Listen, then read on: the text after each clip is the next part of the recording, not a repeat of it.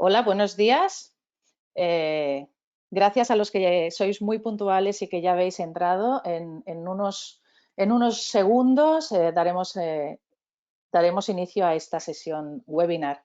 Así que os rogamos que tengáis un poquito de paciencia porque se están conectando ahora mismo el resto de los invitados.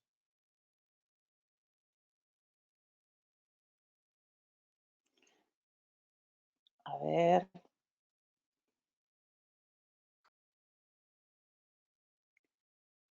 Bueno, ahora ya somos 15 personas. En pantalla están Jesús Lobato, David Rodríguez y Nico Navarro. Ahora os los presento. Esperamos que este 10º webinar que hacemos hoy, un año después de empezar con nuestras sesiones de webinar, tenga todo el interés y toda la atención por vuestra parte. Así que en breves instantes ya vamos a dar inicio a la presentación que os voy a hacer. Yo creo que voy a empezar. Dicen que son 2 minutos de cortesía, ¿no? Vamos a ser corteses. Vamos a esperar un poquito más, pero bueno, ya se está conectando y además como la parte interesante es la que viene después, yo voy a dar paso a lo que sería mi presentación. ¿Estáis viendo, no? Mi pantalla, confirmarme. ¿Sí? Sí. Vale. Pues bueno, hoy en esta 10ª sesión vamos a descubrir este nuevo paradigma, o no tan nuevo porque no es un nuevo paradigma sobre el almacenamiento basado en objetos, pero quizá es desconocido para algunos de vosotros y hoy vamos a intentar arrojar un poquito más de luz en cuáles son las ventajas. Entonces, a ver si se mueve mi presentación, disculparme, pantalla 2. Muy bien, ahora.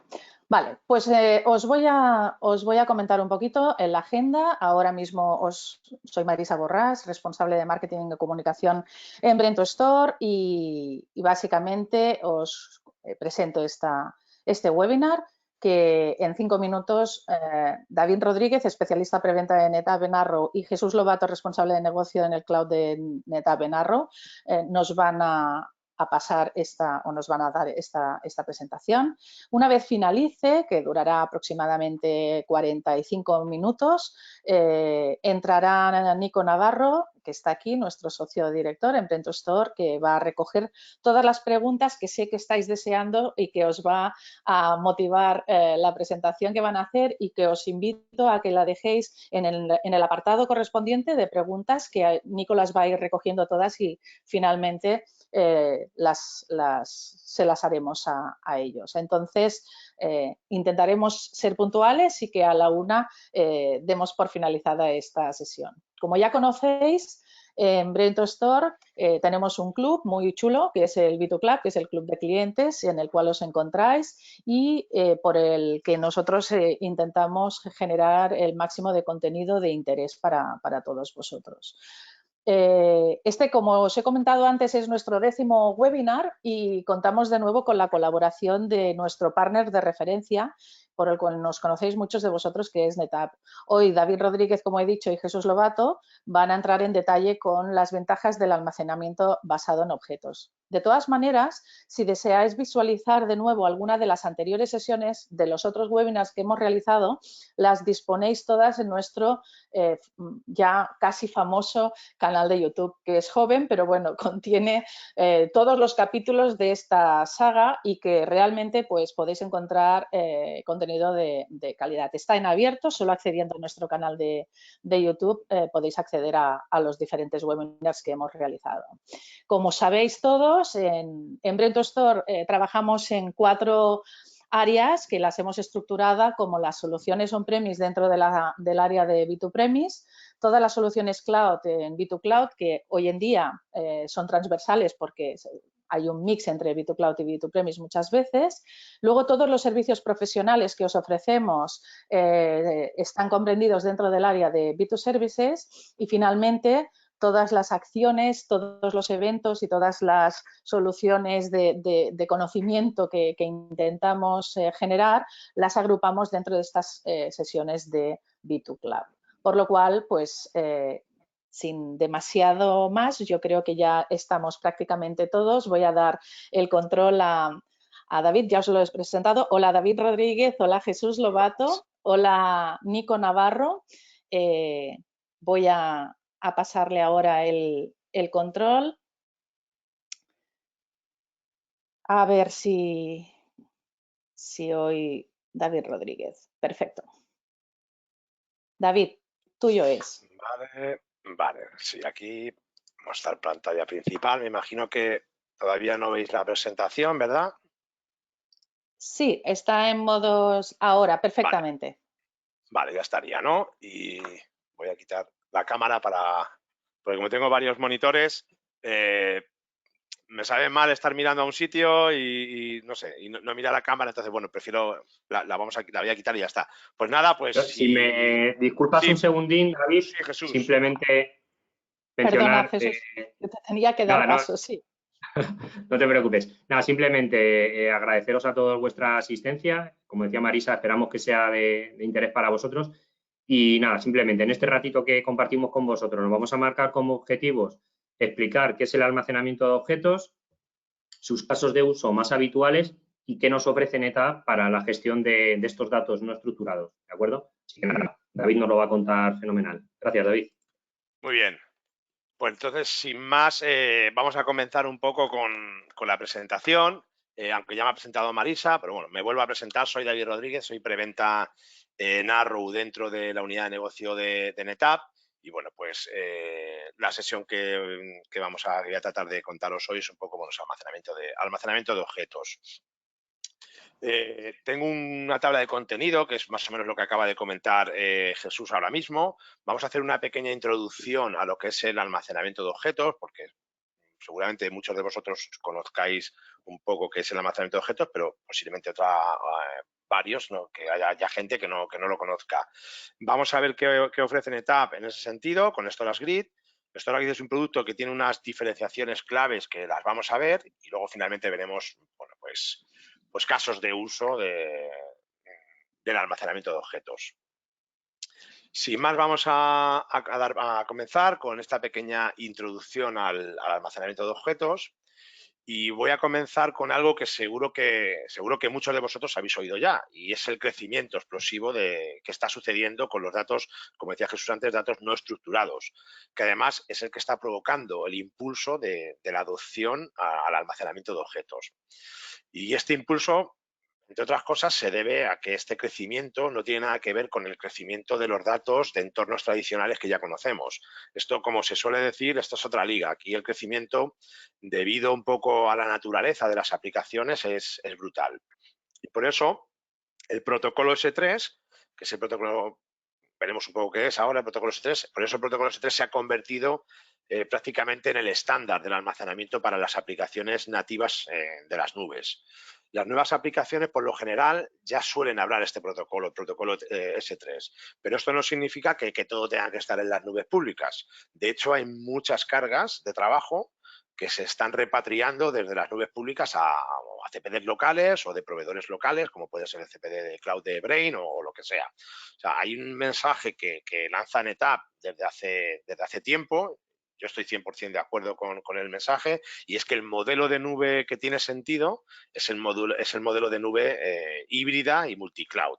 Entonces, bueno, pues ese mensaje seguimos dándole y de ahí la importancia de lo que acabo de contar. Aquí vemos un poco cómo los casos de uso del almacenamiento de objetos están evolucionando.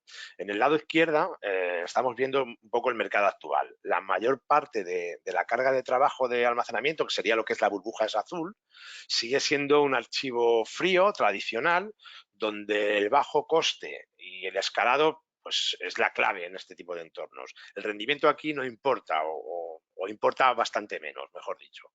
La burbuja verde es lo que representa son nuevas cargas de trabajo que se llaman ahora archivo activo, que es cuando un objeto, veremos qué es esto de los objetos, cuando un objeto está en un nivel un poco más cálido, donde además de este escalado y este coste, el rendimiento ya también juega un papel importante o es un factor a tener en cuenta cuando hablamos de este tipo de entornos. Hay un caso, un gran ejemplo para esto, que sería Fabric Pool. Luego lo vamos a ver en la parte de los casos de uso. Recordar este Fabric Pool, si no lo conocéis, luego lo contaré, y sería un caso de uso de archivo activo. Luego, la zona de la derecha es donde estamos viendo, o donde ven los fabricantes, que es hacia donde se dirige el mercado. No es que la burbuja azul se esté reduciendo, sino que, bueno, que el archivo activo está creciendo a un ritmo más rápido. También vemos que las aplicaciones nativas de la nube se están diseñando para utilizar S3 como almacenamiento o como protocolo principal. Y esto se va a volver cada vez más y más importante a medida que estas aplicaciones abren más S3 frente a protocolos tradicionales de archivo de bloque que ya veníamos usando. Los fabricantes o la mayoría de los fabricantes o todo el mundo piensa que la analítica va a crecer rápidamente. El almacenamiento de objetos es verdad que en una primera fase resolvió el problema de cómo guardar y administrar los datos de manera efectiva y a escala además, y ahora lo que toca es generar ese valor de los datos que hemos guardado. Por lo tanto, el almacenamiento de objetos ha pasado de ser, o de estar, mejor dicho, en un nivel secundario, frío y que normalmente es lento, pues a convertirse en una API del almacenamiento principal.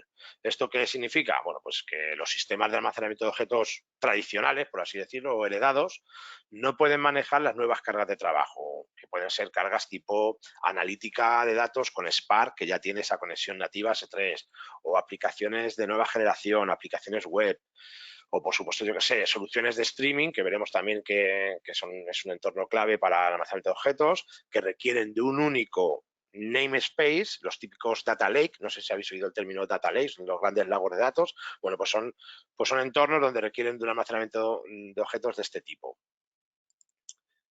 Y es que está claro que los requisitos de las cargas de trabajo de almacenamiento de objetos están cambiando. Ahora ya requieren mayor rendimiento, no pasa como al principio. Las nuevas aplicaciones estas que nacen ya hablando el protocolo S3 ya no son solamente para archivar, lo que significa que el almacenamiento de objetos no solamente debe ser bueno en la ingesta y la retención a largo plazo, que debe seguir siendo bueno, sino que muchos almacenamientos de objetos, porque a veces se crearon para eso, para esa retención a largo plazo, pero bueno, ahora tienen que considerar también la parte de rendimiento. Y a medida que el S3 se convierta en esta API de almacenamiento principal, los clientes van a tener cargas de trabajo que requieran ese rendimiento. Ahora vemos muchos clientes que en el pasado, muchos clientes, empresas como las vuestras, que en el pasado tenían poco interés o poca experiencia también con el almacenamiento de objetos, pero cada vez vemos más que nos piden pues, pruebas de concepto o webinars o información. O sea que esto al final poco a poco sí que es, yo creo que es un almacenamiento que ha venido para quedarse seguro, desde hace ya tiempo además. Todos los fabricantes piensan que saben hacia dónde se dirige esto, pero la verdad es que nadie lo sabe, realmente nadie lo sabe. Lo que sí que nos hemos dado cuenta, o los fabricantes ven, es que los clientes, es que vosotros, las empresas, están creando sus propias aplicaciones. Por lo tanto, están innovando. O sea que las empresas, los partners, tenemos que estar preparados para satisfacer bueno, pues todas estas necesidades que van a ir surgiendo. Siguiendo un poco con la evolución de las aplicaciones y cómo necesitan escalar a nivel de capacidad, de localización geográfica, etcétera, hay que tener en cuenta una cosa que es importante. Los datos ya no solo se generan en los CPDs locales. Los datos ahora se generan, pues, por supuesto, en los ordenadores, como siempre, pues, se generan en coches, en teléfonos, en tablets, en sensores de fábricas. Y además, por lo habitual pues, bueno, pues se necesitan retenciones, como decíamos, a largo plazo. Imaginad un entorno de IoT donde puede haber cientos de sensores en una fábrica que van recogiendo esa información, pues hay veces que es necesario pues, tener esa información incluso 1 o 2 años para poder luego extraer ese valor el valor de esa información que hemos recogido. Y al ser, como hemos comentado, en su gran mayoría datos no estructurados, bueno, pues hace que sea un modelo de fácil consumo para los equipos de desarrollo. Con esto del almacenamiento de objetos, hay un término, hay algo que tiene bastante importancia, que son los metadatos. ¿Y qué es esto de los metadatos y qué función tiene? Bueno, pues vamos a verlo un poco si lo comparamos con otros protocolos de almacenamiento tradicional que seguramente que conocéis más. El primero sería el almacenamiento SAN. Bueno, pues en el almacenamiento SAN partimos de una aplicación, que puede ser una base de datos, por ejemplo, y nosotros desde el sistema de almacenamiento con los protocolos de bloque, Fibre Channel o iSCSI, pues vamos a proporcionar un trocito de ese disco, una LUN de ese disco a ese sistema operativo, al cliente, y es el cliente el sistema operativo, si es un Windows o si es un Linux, el que va a crear el file system. Normalmente en estos entornos SAN solamente puede acceder un solo cliente, un solo servidor. Si queremos que accedan varios servidores, pues tienen que estar en modo clúster, pero es un poco el funcionamiento que tiene en modo SAN. Y aquí hay metadatos, pero los metadatos para nosotros son transparentes. El único dato que existe en la parte SAN es dónde está físicamente el dato en el espacio del disco, que normalmente además es la aplicación la que mediante procesos internos, comandos y SCSI, pues es la que utiliza esos metadatos. Para nosotros tienen cero relevancia, o sea, no es importante para nosotros. En la parte NAS, bueno, pues igual tenemos las aplicaciones. Aquí, a diferencia, vamos a compartir estos recursos con otros protocolos, que son los protocolos de archivos, NFS o FIPS, para lo que necesitemos, dependiendo del entorno. Aquí sí que van a poder acceder a estos recursos compartidos varios clientes a la vez. Es el caso típico de uso de un servicio de ficheros, que varios clientes acceden a los mismos recursos compartidos. Y aquí empieza a haber un poquillo más algo más de metadato. No es tampoco algo muy, muy, muy significativo, pero aquí los metadatos serían pues, los nombres de los ficheros, los nombres de los directorios, los export, los permisos NTFS, bueno, pues toda esa información pues sería el metadato, que bueno, tiene un poquito más de peso, como digo, que la parte SAN, pero bueno, no tiene nada que ver con lo que es el almacenamiento de objetos. En el almacenamiento de objetos, lo primero, ya no hay file system. Las aplicaciones lo que hacen es acceder directamente hacia los datos, a través del protocolo HTTP. Y aquí los metadatos, pues casi, no diría que son más importantes que el dato en sí, pero enriquecen muchísimo el dato. El ejemplo que ponemos siempre es el caso de imagen médica. Una imagen médica, lo que es la imagen sí sería el dato, pero luego tiene asociados unos metadatos que, bueno, pues que aportan muchísimo valor, que sería, por ejemplo, el nombre del paciente de esa imagen médica, la parte del cuerpo que tiene la imagen, la máquina que ha hecho esa imagen o esa radiografía, el nombre del radiólogo, el firmware de la máquina, el hospital donde se ha hecho, qué médico va a pasar consulta, o sea, una cantidad, lo que se nos ocurra, podemos etiquetar como metadatos, que luego, pues bueno, va a enriquecer pues muchísimo todo. Ya veremos luego las ILMs, que luego contaré, pues todo se basa o sea, esto va a enriquecer y va a aportar muchísimo a la hora de luego gestionar todos los datos. Y bueno, esto era un poco la introducción del almacenamiento de objetos. Continúo, ¿vale? Y vamos a ver en ese sentido qué es lo que ofrece NetApp, qué solución tiene NetApp de almacenamiento de objetos, que es StorageGRID. ¿Qué es StorageGRID? Bueno, pues en esencia es eso, un almacenamiento de objetos, pero sí que es verdad que desde el principio, desde que esto lo compró NetApp, yo creo que fue en 2011, compró este producto, bueno, pues lo ha caracterizado por unas características que tiene de gestión de los datos que lo distingue si lo comparamos con otras soluciones del mercado. StorageGRID por defecto es multisite y es un producto de almacenamiento definido por software, aunque también vamos a ver cómo lo podemos desplegar en varias plataformas y con distintos recursos, veremos, pero esto es almacenamiento definido por software. StorageGRID es una solución que además permite no solo el protocolo S3, que como digo, se ha convertido en el estándar, aunque no vino ese para ser el estándar, S3 se ha convertido en el estándar porque es un protocolo que nació de Amazon, y debido al éxito que ha tenido Amazon con este protocolo, pues bueno, se ha convertido en el estándar, pero realmente el estándar era otro, era CDMI. También habla Suite para entornos de OpenStack, NFS y Zips.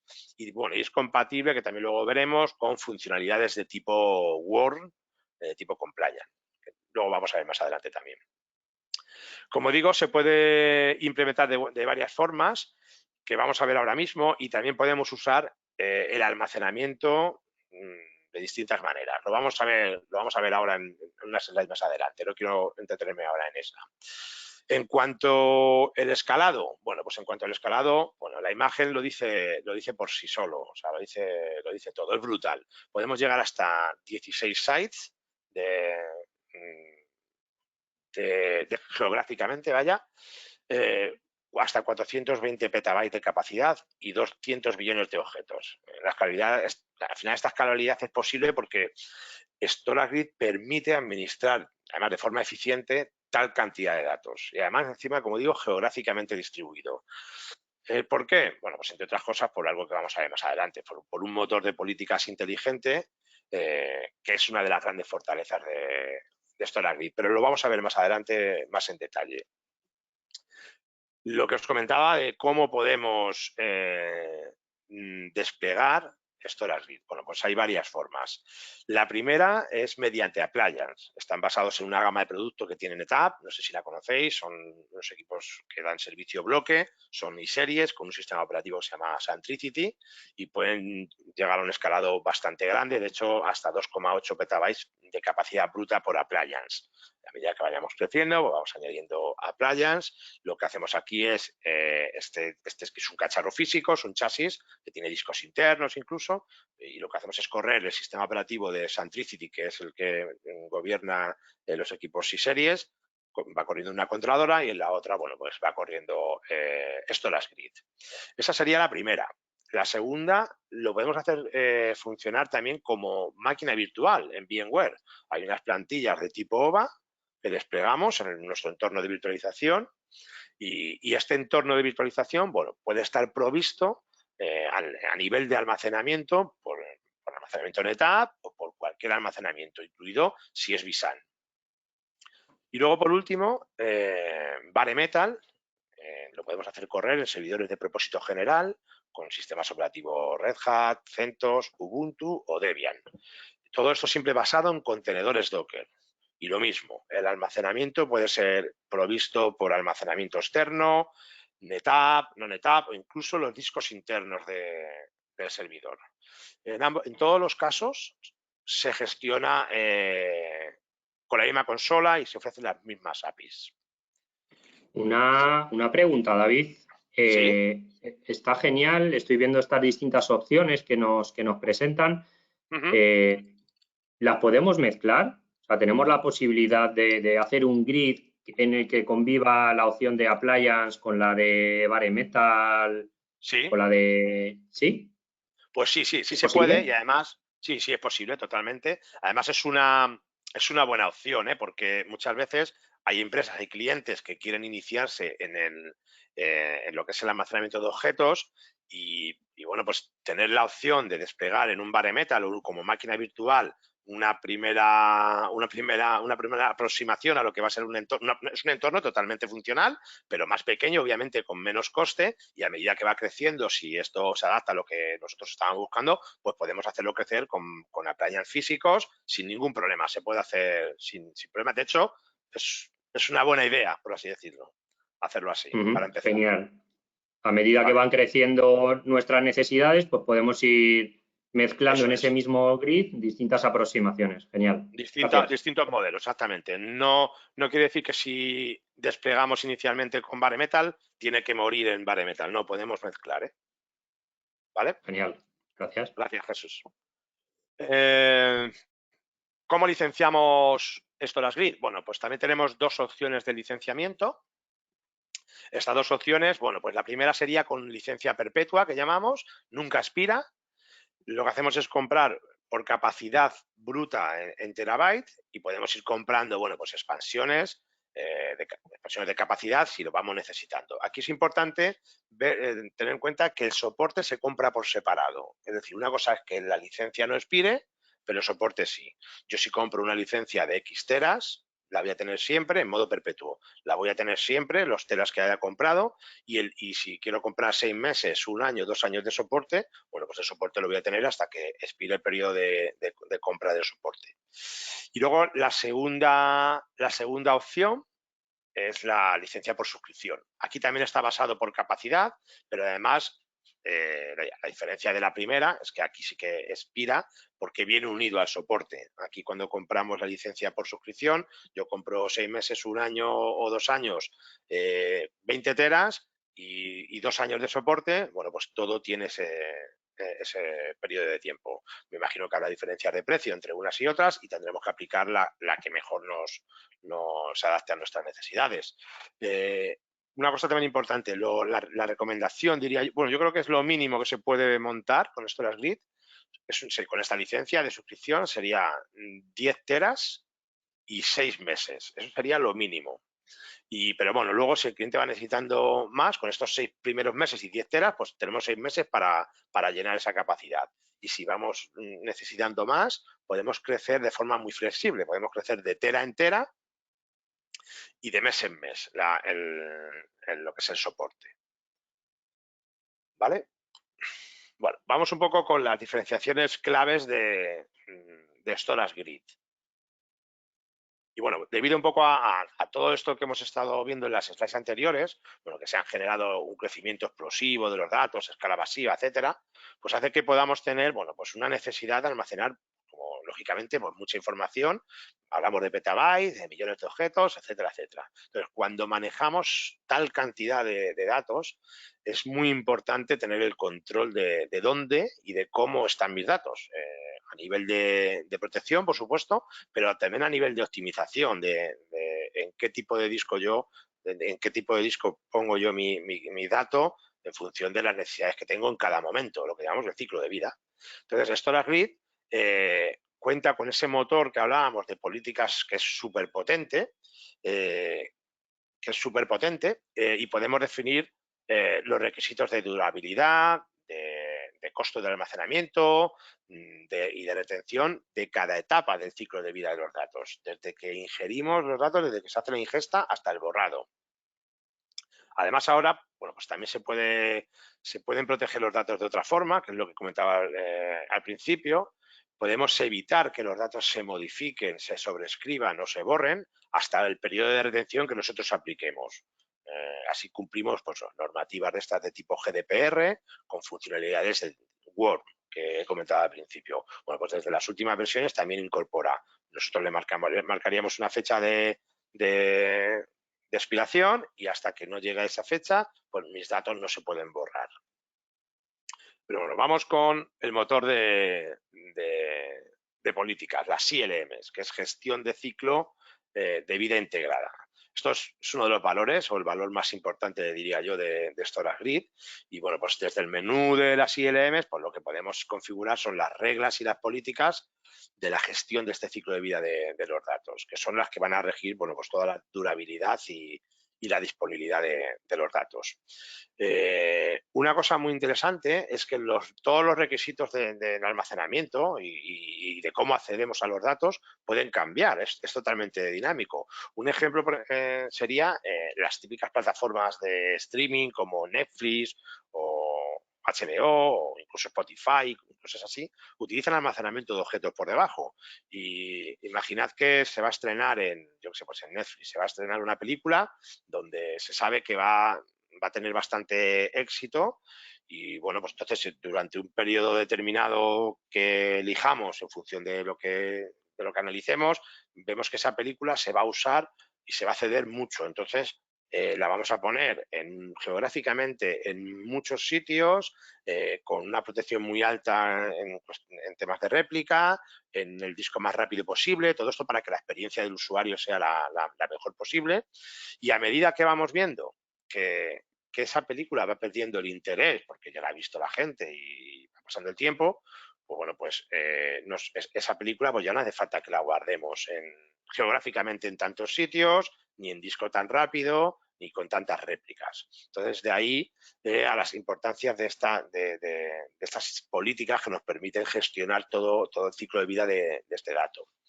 Una de las grandes diferencias con otras soluciones de almacenamiento de objetos que hay en el mercado es que una vez que se han creado nuestras ILM, nuestras reglas y nuestras políticas, podemos continuar trabajando con ellas, incluso una vez hecha la ingesta de los datos.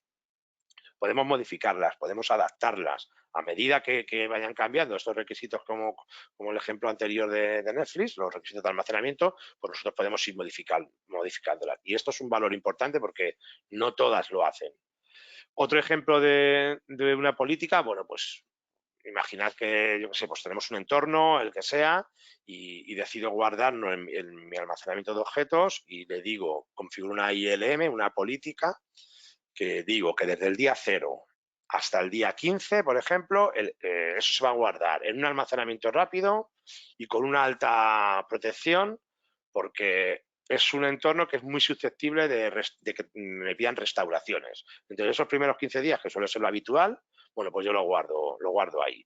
Luego, a partir del día 15 hasta, por ejemplo, el día 90, lo voy a guardar en un almacenamiento ya más lento, ya estoy ahorrando dinero en almacenamiento, y aunque de momento sigo con la misma protección, porque sigue siendo un entorno susceptible de restaurar. Pero luego ya a partir por ejemplo, del día 90 hasta el fin de los días, porque vamos a suponer que nuestra política no nos permite borrar ningún dato, bueno, pues ya lo puedo guardar en un almacenamiento mucho más lento y reducir bastante la protección. Cuando digo almacenamiento más lento, es que podemos usar incluso la nube como almacenamiento o incluso cinta.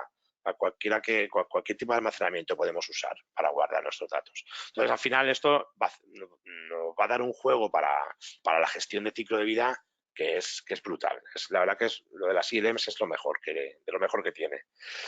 Pero bueno, no solamente es eso. Storage Grid aporta también valor porque se integra con otros almacenamientos de objetos o servicios que corren en proveedores tipo Amazon, Azure o Google. Aquí hay unos cuantos ejemplos. Si empezamos por la parte de arriba a la izquierda, el ejemplo de notificaciones de eventos, bueno, pues vamos a suponer que tenemos un entorno donde se guardan imágenes o vídeo. Entonces, en el bucket de origen, llamamos bucket al repositorio donde se guarda los objetos. Entonces, imaginad que se guarda una imagen o un vídeo en este bucket de origen del Storage Grid. Pues lo que hace Storage Grid es crea y envía un evento de comunicación al servicio de Amazon SNS. El servicio de Amazon SNS es servicio de notificaciones simple, pues lo que hace es lanzar un evento. Entonces, hay otra función que se llama Lambda, que lo que hace es escuchar ese evento que ha producido el Amazon SNS, escucha ese evento de creación de un nuevo objeto y hace una llamada a la API S3 para copiar esa imagen que se ha ingerido en el bucket de origen, la copia en un bucket de Amazon, de destino. Entonces, Lambda aquí lo que hace es llamar, el servicio Lambda llama a otro servicio que nos integramos con él, que es un servicio de análisis de imagen y de vídeo, que se llama Amazon Recognition, y este servicio lo que hace es identificar objetos, en esa imagen o en el vídeo, identifica objetos, personas, texto, incluso también puede detectar cualquier contenido que no sea apropiado. Y luego, por último, lo que hace Lambda es insertar etiquetas como nuevos metadatos en el objeto de origen en el que está en el Storage Grid. De forma que yo, mi vídeo, imagínate, se ha grabado con una serie de metadatos, pero este servicio hace que contenga muchísimos más metadatos de forma automática, porque esto me lo proporciona los servicios con los que nos integramos en Amazon. Ese sería uno. Luego tenemos Cloud Mirror, con otro servicio que es el Amazon EMR. Ahora veremos qué es ese servicio.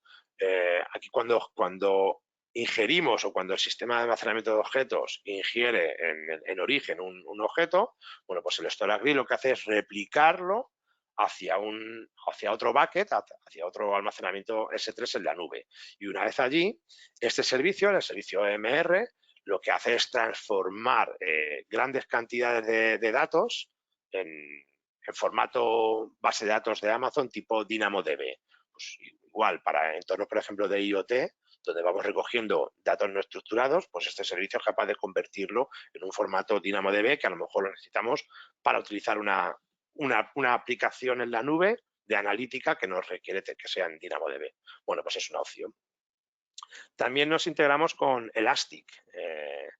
Bueno, pues aquí cuando en el almacenamiento de objetos se crean nuevos objetos o se actualizan los metadatos de los objetos que ya tenga el almacenamiento en origen, pues lo que hace Storage Grid es generar un script en formato JSON que contiene todos estos metadatos de todos los objetos y los envía a un clúster de Elasticsearch que puede estar on-premise o en la nube. Y bueno, Elasticsearch, para el que no lo conozca, es un motor de analítica y de indexación de muchos tipos de contenidos. Pues de búsqueda de sitios web o analítica de logs, etcétera. Y bueno, y por último, a la derecha abajo del todo, bueno, pues el cloud tiering, que es un poco lo que hemos estado hablando. Es el ejemplo anterior que hemos estado que os he puesto de las ILMs. Yo puedo tener mi backup en mi Storage Grid y luego, bueno, pues ir con mis políticas, ir desbordando en función de la profundidad de la retención a otros almacenamientos de objetos en la nube, que igual o no, dependiendo, pues pueden tener mejor o peor coste en función de las necesidades. Y bueno, pues sería un poco el ejemplo sería como una especie de tiering de almacenamiento de objetos. Bueno, continuamos con los casos de uso. Y os acordáis al principio que he comentado que había un caso de uso que era un ejemplo del activo archivo, del archivo activo, mejor dicho, perdón. Bueno, pues eso sería Fabric Pool. ¿Qué es esto de Fabric Pool?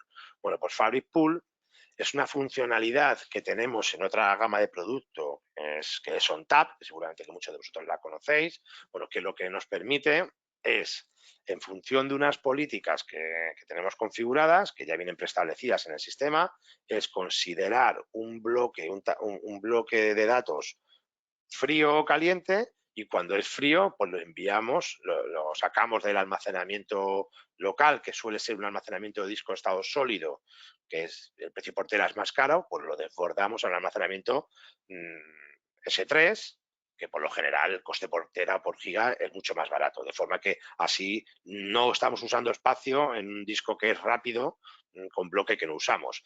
Digo disco rápido porque esto se inició siempre con esta funcionalidad de Fabric Pool, se inició para pools de disco SSD. Ahora ya con las nuevas versiones se puede hacer incluso con pools de disco, con agregados que llamamos nosotros, incluso de disco mecánico.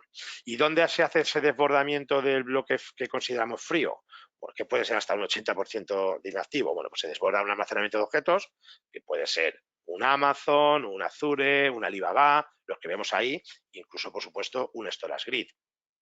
Si nosotros desbordamos a un Amazon o a un Azure, vamos a necesitar una licencia de Fabric Pool en nuestro ONTAP. Si nosotros desbordamos a un almacenamiento de objetos de NetApp, de Storage Grid, no necesitamos licencias, es totalmente gratuito. Nosotros ya tenemos nuestro Storage Grid y solo tenemos que poner el disco que utilicemos para guardar ese bloque frío. Y vemos ahí que aparece ONTAP S3. Luego, más adelante os contaré, porque bueno, ahora se incorpora ese protocolo en ONTAP. Luego, ahí creo que hay una slide donde aparece. Entonces, bueno, este sería el típico caso de uso de un almacenamiento de archivo activo. Más, con el que primero, con uno de los entornos con el que empezó todo, que es el caso del backup. Todos los fabricantes de backup, yo creo que no creo que quede ninguno, todos los fabricantes de backup, de software de backup, tienen conector hacia S3, o sea, sus herramientas hablan S3. Entonces, podemos pasar, las empresas podéis pasar de un modelo de backup a cinta o a disco, pues a un modelo donde podemos gestionar no solo la retención del backup. Acordaros de estas políticas que hemos estado viendo. Podemos decidir, según la antigüedad del backup, en qué taller lo pongo, lo guardo, y esto lo que hace es permitir ese ahorro en coste por tera en copias de seguridad, que además es bastante el presupuesto que hay para copias de seguridad en muchas empresas. Otro caso de uso de los fabricantes que vemos ahí es Rubrik. Rubrik, o sea, la arquitectura de Rubrik por defecto necesita un almacenamiento de objetos. Entonces, Storage Grid puede ser una opción. Si, para el que no conozca Rubrik, es una plataforma bueno, que es definida por software y lo que permite es unificar bueno, pues las copias de seguridad, la recuperación, las réplicas, búsquedas, todo para nuestro centro de datos incluido la nube. Y eso necesita en su arquitectura S3, o sea, un almacenamiento de objetos. Más, bueno, aquí tenemos, bueno, los casos más típicos de uso de almacenamiento de objetos. Los dos primeros, empezando por la izquierda, son los que acabamos de comentar, pero bueno, tenemos otros casos de uso. Aplicaciones de archivado o gestión documental, que como hemos dicho antes, bueno, ya hablan, esas aplicaciones ya suelen hablar S3 y entonces, bueno, pues directamente pueden ir guardando esos gestores documentales, los datos en almacenamiento de objetos. O grandes repositorios de contenido multimedia, que también hemos comentado. O sea, eso se utiliza bastante. Y, pues bueno, por supuesto, los entornos de analítica de datos no estructurados, eso lo utilizan bastante. Jesús, veo que has salido la cámara, no sé si tienes alguna. Sí, viendo aquí los diferentes casos de uso que planteas, querría saber, David, si tenemos una organización con necesidades de varios tipos de estos que vemos aquí, ¿necesitan montar varios grids para, pues por ejemplo, uno para hacer ese respaldo de datos y otro para hacer analítica, por ejemplo, o nos valdría con un único grid? No. Bueno, no, ni mucho menos. Con uno podemos hacer todo. Además, no lo he comentado, perdonad, Storage Grid es multitenant. O sea, de hecho, hay empresas como proveedor de servicio, como pudiera ser Brain, que lo puede utilizar, pues, por ejemplo, para dar servicio a sus clientes si es multitenant, seguro. O sea, que podemos tener varios clientes dentro, podemos tener varios buckets y si lo tenemos en nuestro centro de datos, como dice Jesús, pues podemos utilizarlo. Imaginad que tenéis un ONTAP con un all flash y con Fabric Pool. Pues bueno, podemos liberar espacio de bloque frío a un bucket de almacenamiento de nuestro Storage Grid para ahorrar espacio de disco SSD. Nuestro backup lo guardamos en otro bucket o en una serie de buckets. Y luego si tenemos analítica o lo que sea, pues también. Incluso para... Ya meto la cuña un poco, en NetApp tenemos una solución para hacer backup de Office 365 que respalda los datos en un almacenamiento de objetos, pues también podríamos guardar los datos ahí. O sea que, por supuesto, la misma grid, como dice Jesús, la podemos utilizar para distintos entornos, no hay ningún problema. No hay ningún problema. Genial, gracias. Nada, a ti, Jesús. Y bueno, pues esos serían los casos de uso más típicos. Y bueno, pues un poco ya terminando, bueno, pues comentar un poco que, bueno, ahora mismo a día de hoy tenemos un pipeline bastante completo, end-to-end, basado en almacenamiento de objetos. Principalmente es con Storage Grid, aunque ahora, como hemos visto, tenemos S3, que está muy bien y nos va a venir muy bien para muchas cosas, se va a integrar con el almacenamiento de objetos Storage Grid, etcétera, pero es muy importante tener en cuenta que a día de hoy, que yo sepa, o sea, ONTAP S3 no viene a reemplazar Storage Grid, ni mucho menos. O sea, Storage Grid es la solución de NetApp de almacenamiento de objetos. Es una solución súper potente, súper consolidada y es la que es. Yo creo que es un acierto que ONTAP incorpore el protocolo de almacenamiento de objetos, pues para hacer una réplica hacia un Storage Grid o para, por ejemplo, utilizar un equipo para hacer el desbordamiento de Fabric Pool, lo podemos utilizar, el ONTAP S3 o para infinidad de cosas, pero el motor de políticas y la integración que tiene que hemos estado viendo con distintos servicios, eso a día de hoy no lo tiene, o sea que os quedéis con eso, con ese mensaje, no viene a reemplazar Storage Grid. Storage Grid es la solución que plantea NetApp de almacenamiento de objetos. Y bueno, pues esto es lo que yo tenía para hoy, para el tiempo que teníamos. No sé si hay preguntas, estamos en tiempo todavía. Estamos sé en si- Buenas, tiempo David. y ahora Nico. Hola, Nico. A Buenas, ver si buenas. recoges alguna de las preguntas que nos han ido dejando. Muy bien, bueno, pues buenos días a todos, ¿eh? Pues nada, de momento solo tenemos una pregunta. La pregunta yo creo que igual la has medio contestado ya antes, pero bueno, por repasar por si a alguien no le ha Ajá. quedado claro. Nos preguntan cuál sería la configuración mínima para empezar a trabajar con StorageGrid. Sí, es lo que he comentado al principio, pero bueno, lo repetimos, no hay ningún problema. En el modo que no expira, que es por suscripción, lo mínimo son 10 teras y 6 meses. O sea, tú compraríamos una licencia de 10 teras para 6 meses. Y luego, si necesitamos más, es verdad que el crecimiento luego es mucho más flexible. Es de tera en tera y de mes en mes. Podemos ir creciendo. Pero de saque son Vale, pero esos. hay una primera bajada de bandera que son esos 10 teras y 6 Eso meses. es. Ujú, Eso ujú. es. Perfecto. Pues de momento no tenemos más preguntas. Yo no sé si, Jesús, tú tenías alguna también. Voy y me pongo la cámara aquí un segundín. Vale, también, mira, hay otra Sí. pregunta que por aquí nos dicen, a nivel de elementos, ¿cuántos storage nodes? Entiendo que relacionada con la primera pregunta, ¿vale? Para digamos, la mínima configuración, pues me comentan a nivel de elementos, ¿cuántos storage nodes serían los Son mínimos? tres storage nodes. Es lo mínimo. Ujú. Perfecto. ¿Y estos nodes tienen que ser todos de la misma, digamos, naturaleza o del mismo tipo o podrían ser de los diferentes que has comentado antes? Es decir, ¿podríamos tener una en modalidad máquina virtual, otra en bare metal y la otra de las otras? Sí, eso lo hemos comentado también, pero bueno, por si acaso lo volvemos a... Sí, efectivamente. Podemos mezclar los tipos de despliegue que podemos hacer con StorageGrid. Son tres. Uno basado en appliance, que tenemos una gama de productos con iSeries, que lo que hacemos es correr el software de StorageGrid y el de los iSeries. El segundo sería como máquina virtual y el tercero en contenedores Docker, en servidores de propósito general. Ambos pueden mezclarse, no hay ningún problema. O sea, pueden trabajar juntos. De hecho, una cosa interesante es para empresas que quieran iniciar un poco o iniciarse en el almacenamiento de objetos, pues lo ideal es partir de un despliegue, por ejemplo, de máquinas virtuales, que por lo general pues las empresas tienen entornos de virtualización y podemos partir de esa base que es más económico seguro que comprar appliance y luego a medida que crecemos ir añadiendo appliance o más nodos de virtuales o de Docker o como sea. Sí, se pueden mezclar, no hay ningún problema. Perfecto, perfecto. Mira, parece que se están animando. Me preguntan por aquí también, ¿se necesitan otros componentes como balanceadores?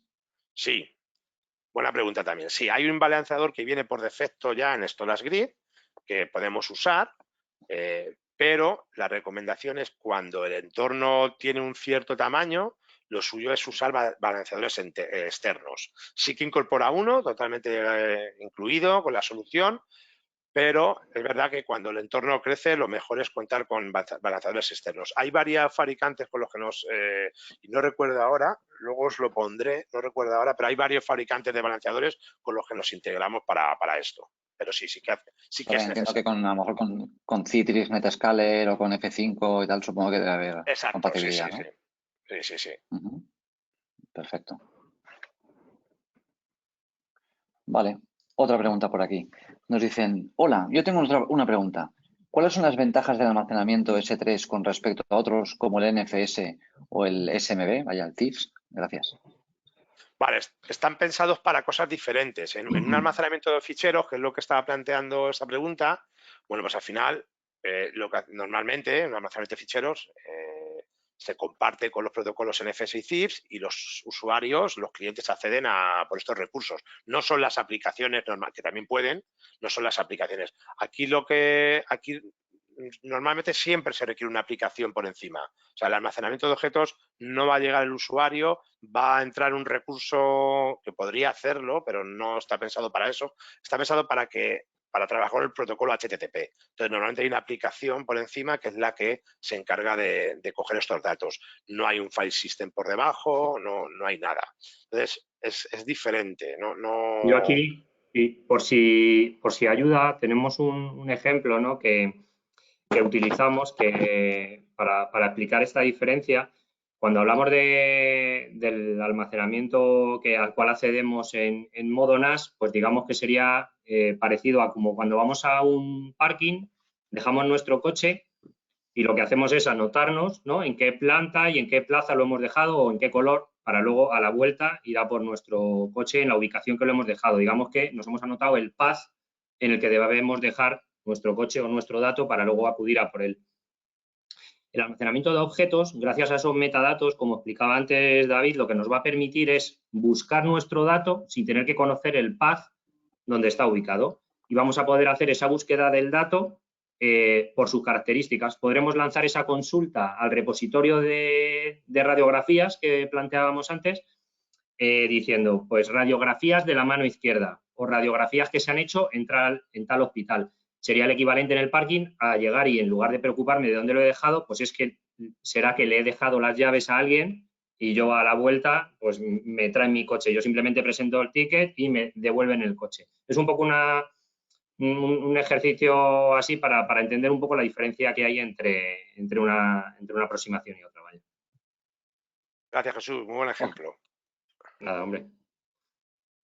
Pues de momento no hay más preguntas. Vale, yo si os parece, quería mencionar así algunas líneas que ha comentado David, por si nos sirven un poco para quedarnos con los mensajes claves que ha ido lanzando David, ¿vale? Y nada más por mi parte. Y al final me quedo con la foto de que gracias a StorageGRID pues vamos a poder gestionar conjuntos de datos extremadamente grandes, vamos a ser capaces de garantizar que los datos los vamos a tener en la ubicación más rentable en cada momento. Gracias a esas políticas inteligentes que se basan en los metadatos, vamos a ser capaces de decir, pues como planteaba David, mira, este dato que es poco accedido, al cual llamamos frío, me lo puedo llevar a este tipo de almacenamiento más económico. Este dato que accedo más porque lo sé, ¿no? Pues como decimos, por ejemplo, esas grandes compañías de streaming que cuentan con soluciones de este tipo, pues lo tienen muy presente, como comentaba antes David. Y gracias a esos niveles de servicio diferenciados, pues vamos a contar con el mejor escenario económico frente a rendimiento necesario.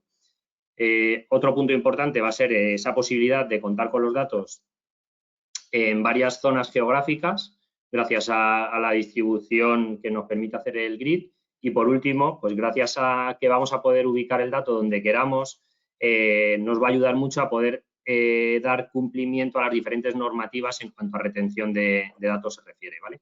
Así que nada, eso sería un poco los puntos que quería resumir por mi parte. Bien. Perfecto. Pues de momento no hay más preguntas. Marisa, si quieres. Pues Os nada, pasaré la presentación, Marisa, por si la queréis distribuir o lo que sea, os la pasaré, ¿vale? Perfecto. Yo de entrada daros las gracias a David y a Jesús por vuestro tiempo, por traernos esta presentación tan interesante. A todos vosotros, a todos los asistentes, esperamos que realmente os haya interesado y que ya sabéis que nuestro equipo, encabezado por Nico Navarro, estará dispuesto a atender cualquier consulta que deseéis. Agradecemos vuestro tiempo, os convocamos en el próximo webinar y os deseamos que tengáis un feliz miércoles a todos. Muchísimas gracias por venir. Gracias. Damos por finalizado este webinar y hasta la próxima. Hasta luego.